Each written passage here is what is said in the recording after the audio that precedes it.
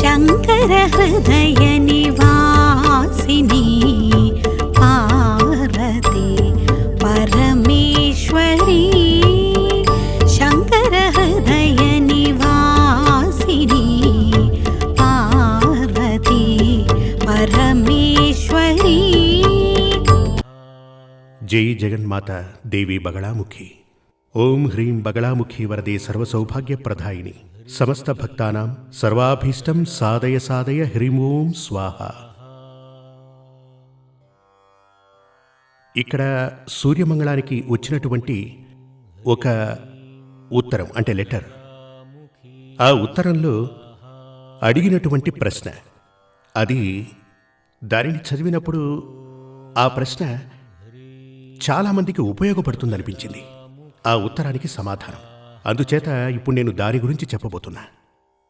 ఒక పెద్ద ఆవిడ అడిగింది. ఆవిడ కేరళ నుంచి ఉత్తరం రాసింది. ఆ ఉత్తరం మలయాళంలో ఉంది.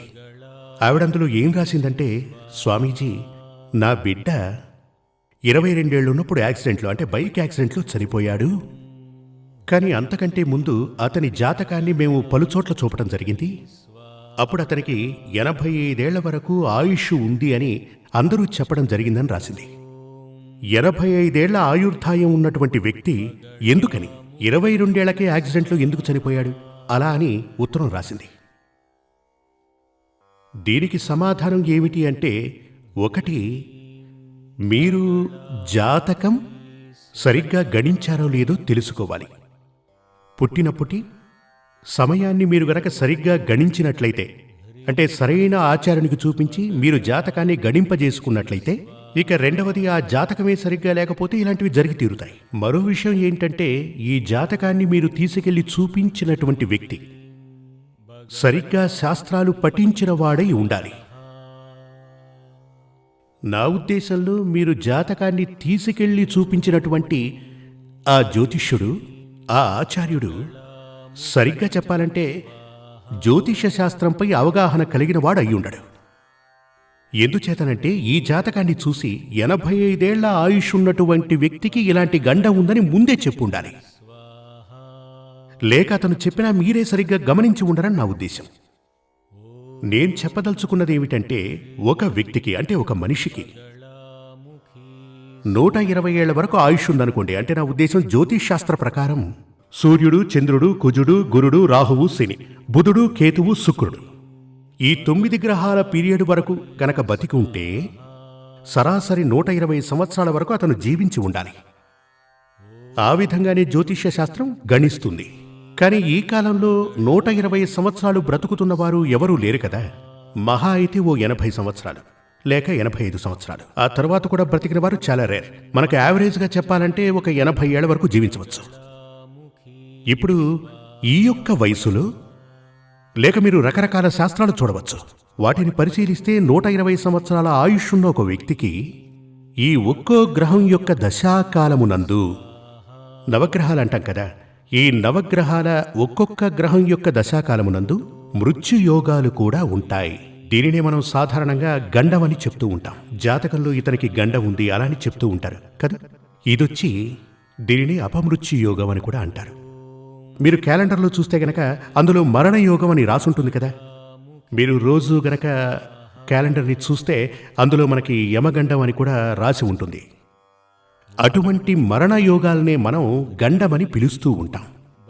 జాతక ప్రకారం ఉన్నటువంటి ఈ మరణయోగాలు ఒక వ్యక్తికి ఈ 9 గ్రహాల గమనమునందు, అంటే ఈ 9 గ్రహాలు 12 రాసులలో సంచరిస్తున్నప్పుడు ఒక వ్యక్తికి 12 సార్లు అంటే 12 టైమ్స్ ఈ యొక్క మరణయోగం కనిపిస్తుంది.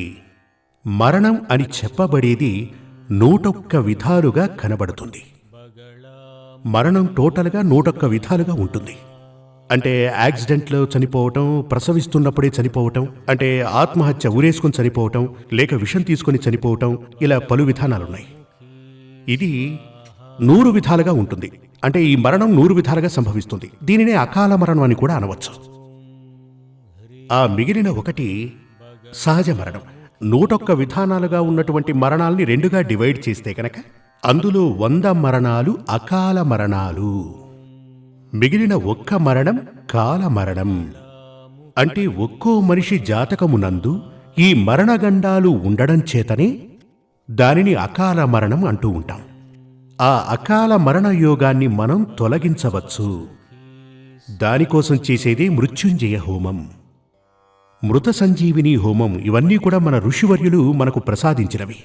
అకాల మరణం నుంచి తప్పించుకునుటకు గాను. సహజ మరణాన్ని తప్పించుకోవడం సాధ్యం కాదు. దాని గురించి సరిగ్గా చెప్పాలంటే మన తలరాతలో బ్రహ్మ తలుచుకున్న ఆ మరణాన్ని తొలగించలేడు. ఎందుచేతనంటే ఒక్కసారి రాసినటువంటి తలరాత ఇదే.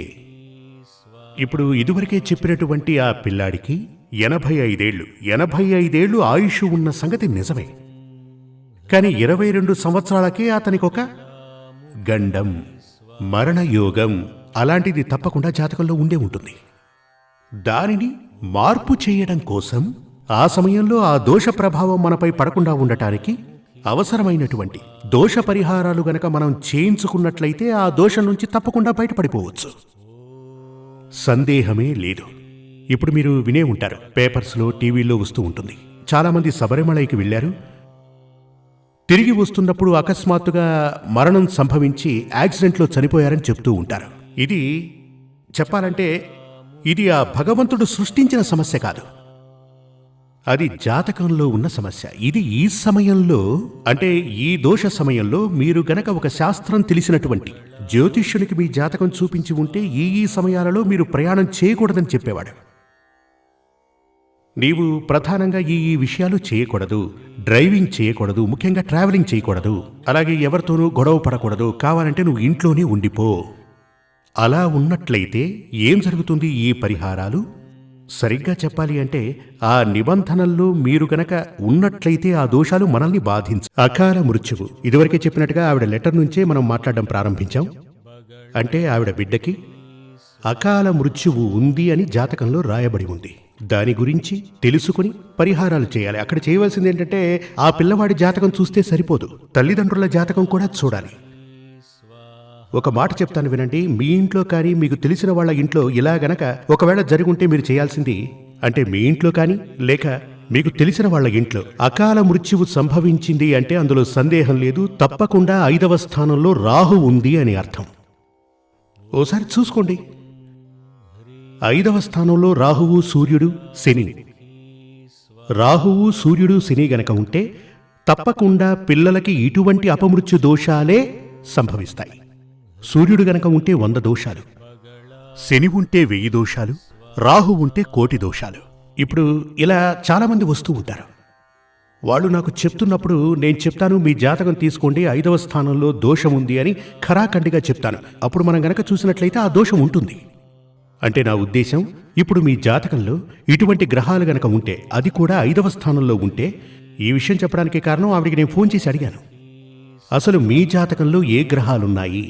నా జాతకంలో 5వ స్థానంలో శని ఉంది, మా భర్త జాతకంలో 5వ స్థానంలో రాహు ఉన్నాడని చెప్పింది. కనుక అదే కారణం. అందుచేతనే వారికి, నా ఉద్దేశం, వీరి జాతకాన్ని ఇదివరకే చూసినటువంటి ఆచార్యునికి కళ్ళు పనిచేయటం లేదు. అది కూడా వీళ్ల పూర్వజన్మ దోషాలే కారణం. అంటే ఎవరి జాతకంలో గనక సూర్యుడు, శని, రాహువు గ్రహాలు ఉంటాయో అందులో రాహు, శని గ్రహాలకు అధిక దోషాలు ప్రాప్తిస్తాయి. అలా ఉన్నటువంటి వారి సంతానానికి ఇటువంటి అపమృత్య దోషాలు తప్పకుండా వచ్చి తీరుతాయి. అప్పుడు మీ జాతకాన్ని పరిశీలించి మీ యొక్క పిల్లలు, మీ పిల్లలకి అటువంటి దోషాలేవి సంప్రాప్తించకూడదంటే, అదేవిధంగా మహారోగాలు, అందరికీ కూడా అపమృత్యు దోషాలని చెప్పకూడదు.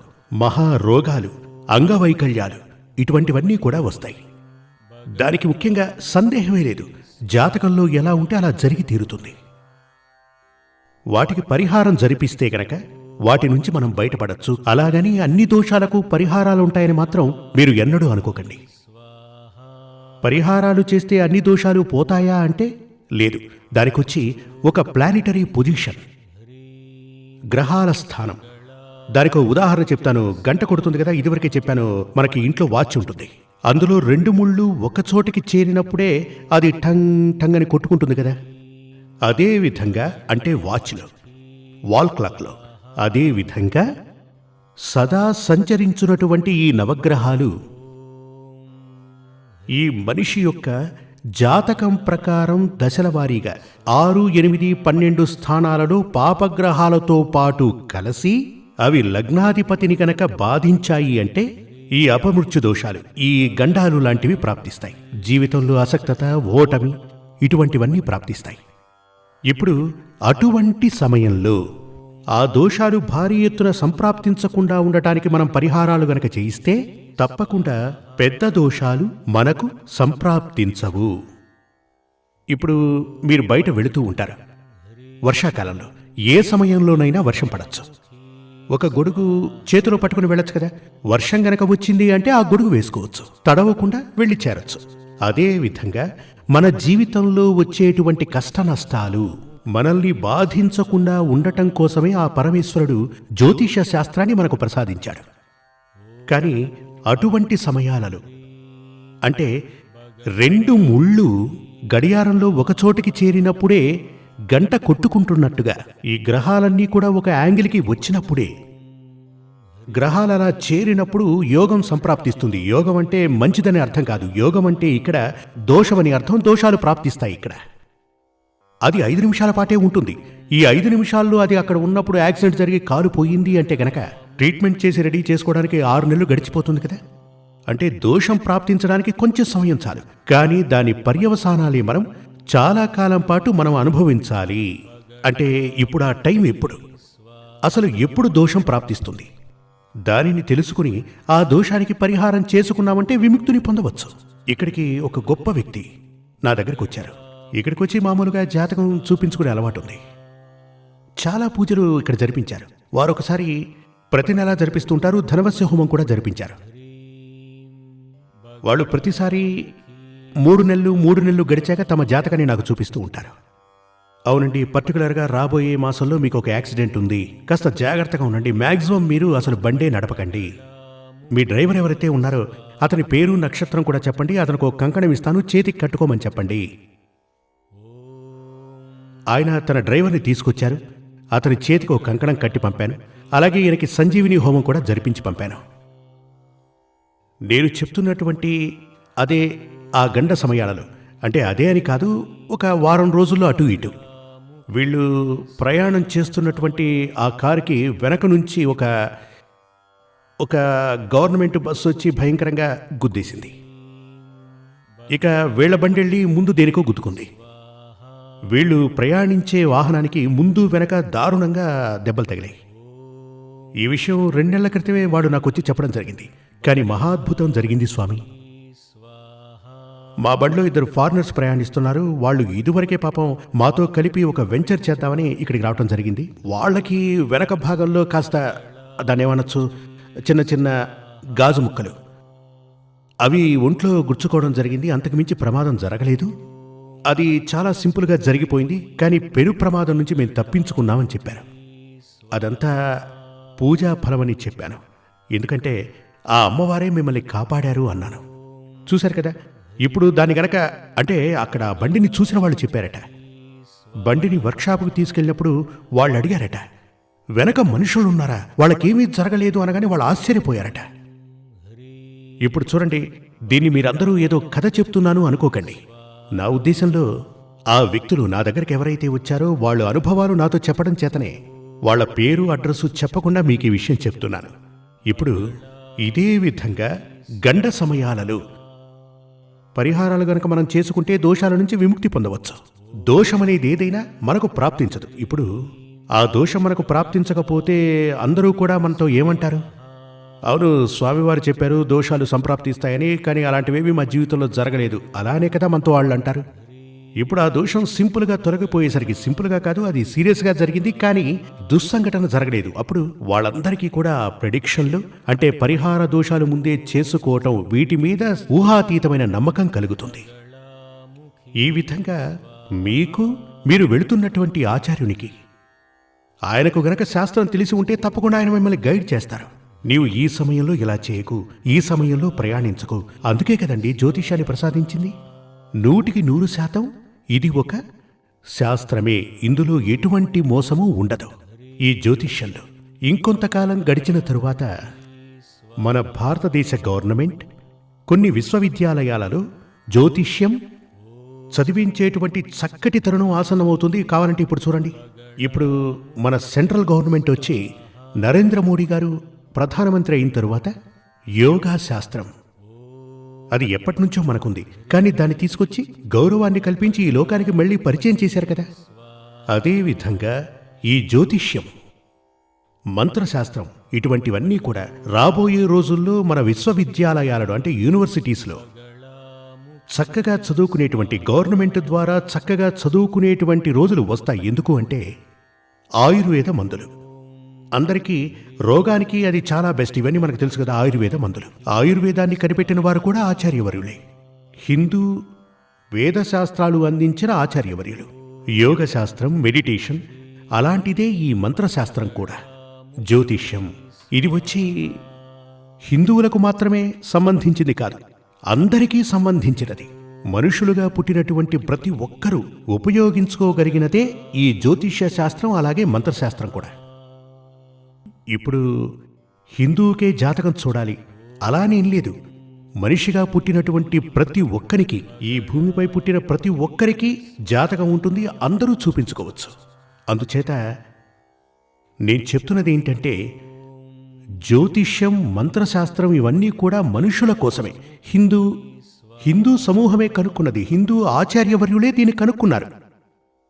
కాబట్టి అది హిందువులకు మాత్రమే చెందినది అని మాత్రం అనకండి. ఎందుకంటే మానవాళికి, మనుష్య సమాజానికి తప్పకుండా ఇది ఎంతో ఉపయుక్తకరమైన విషయం. జై జగన్మాతా దేవి బగళాముఖి. నేను చెప్తున్నది మీ అందరికీ నా మనసులో నేననుకుంటున్నట్టుగా అర్థం కావాలి. అలా అని ఆ తల్లిని వేడుకుంటున్నాను. శ్రీ సూర్యమంగళం అద్వైత వేద విద్యాపీఠంలో తాంత్రిక పూజల్లో సిద్ధహస్తులైన ఎందరో ఆచార్యులు అమావాస్య, పౌర్ణమి రోజుల్లో ప్రత్యేక యాగాలు నిర్వహిస్తారు. ఈ యాగాల్లో పాల్గొనడం ద్వారా తల్లి శ్రీ బగళాముఖీదేవి అనుగ్రహం వల్ల సర్వదోషాలూ పోయి సకల సౌభాగ్యాలు మనకు కలుగుతాయి. శ్రీ సూర్యమంగళం అద్వైత వేద విద్యాపీఠం జ్యోతిష్యం, ప్రశ్నలు, వాస్తు, తాంత్రిక పూజలు మరియు వేదయాగాలు నిర్వహిస్తారు. సంప్రదించవలసిన నంబర్ 7305442299 7305442299. చెన్నై, కోయంబత్తూర్, బెంగళూరు, హైదరాబాద్, విజయవాడ, ఢిల్లీ, ముంబై, తిరునల్వేలి, టెక్సాస్.